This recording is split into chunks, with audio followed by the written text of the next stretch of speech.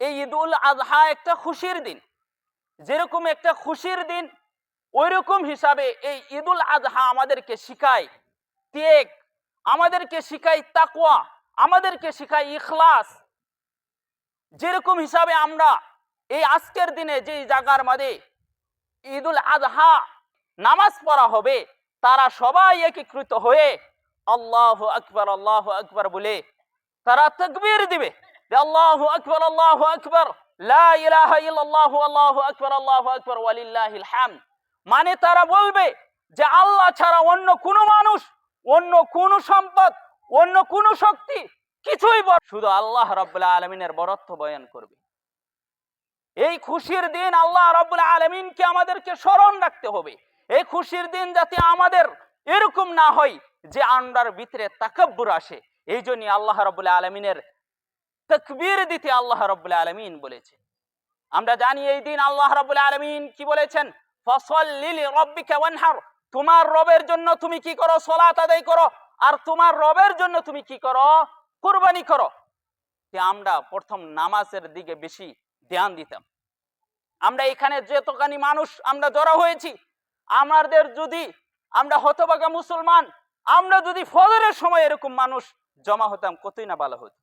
আল্লাহ রাব্বুল আলামিন বলছেন, লা ইয়ানালাল্লাহু লুহুমুহা ওয়ালা দিমাউহা ওয়ালাকিন ইয়ানালুহুত তাকওয়া মিনকুম।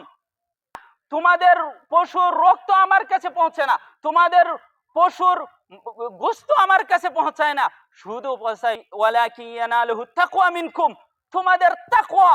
যে তাকওয়ার এই নাহারের দিন আমাদেরকে তাকওয়া শিখাইছে। যে তাকওয়া আমরা 2 মাস আগে যখন রমজান শুরু হয়েছিল, তখন কোরআনের আয়াত যখন পড়ছিলাম, তখন আমরা জানতে পারতাম আল্লাহ রাব্বুল আলামিন বলেছিল এই তাকওয়ার কথাই। তোমাদের উপরে রমজানের রোজা ফরজ করা হয়েছে যেভাবে আগে উম্মতের উপরেও ফরজ করা হয়েছিল, কারণ যাতে তোমরা তাকওয়া হাসিল করতে পারো। এইখানেও আল্লাহ রাব্বুল আলামিন বলছে যে তোমাদের তাকওয়া কি করে আল্লাহর কাছে পৌঁছায়। যে আসল মূল দুটার কারণ সবাক হলো যে তাকওয়া। সেই তাকওয়াটা আসল কি, যে তাকওয়া বারবার আমাদেরকে শিক্ষা দেয়, যে তাকওয়ার কথা আল্লাহ রাব্বুল আলামিন বলছেন, ইন্নালিল মুত্তাকিনা মাফাজা, নিশ্চয়ই ওই মুত্তাকিরাই কি করবে, কামিয়াবি হবে। মুত্তাকি ছাড়া জান্নাতে যাওয়া যাবে না, এই তাকওয়াশীল হতে হবে। এই তাকওয়াটা আসল কি, মানে পাপের কাজ থেকে বাঁচিয়ে রাখা, আল্লাহর আদেশ পালন করা, নিজের বুকের মধ্যে আল্লাহ রাব্বুল আলামিনের ভয় থাকা উচিত, এটাই আসল তাকওয়া।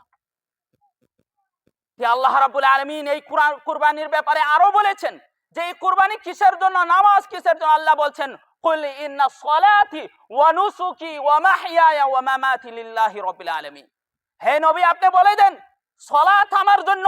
যে সালাত মানুষ ছেড়ে দেয়, যে নামাজের গুরুত্ব দেয় না, এটা তোমার মানুষ দেখানো নামাজ নয়, এটা আমি ফয়সালা করেছি। আল্লাহ বলেছেন এটা আমার নামাজ, তুমি কার নামাজ তুমি বাদ দিচ্ছ। তারপরে বলছেন ওয়া নুসুকি, এই যে কুরবানি যে দিবা লোক দেখানোর জন্য নয়, এই কুরবানি আমার জন্য, আমাকে খুশি করার জন্য। তোমার ইখলাস, তোমার নিয়ত ঠিক করো, মানুষকে দেখাবার জন্য না, এটা আমার। আল্লাহ রাব্বুল আলামিন বলছেন, আর তুমি যে 70, 80, 90 বছর, 100 বছর পেয়েছো, এটাও আমার। আর একদিন যে তুমি মৃত্যু বহন করবে, এটাও আমার। সব আল্লাহ রাব্বুল আলামিন। তথাপি আল্লাহ রাব্বুল আলামিনের নাফরমানি আমরা করছি।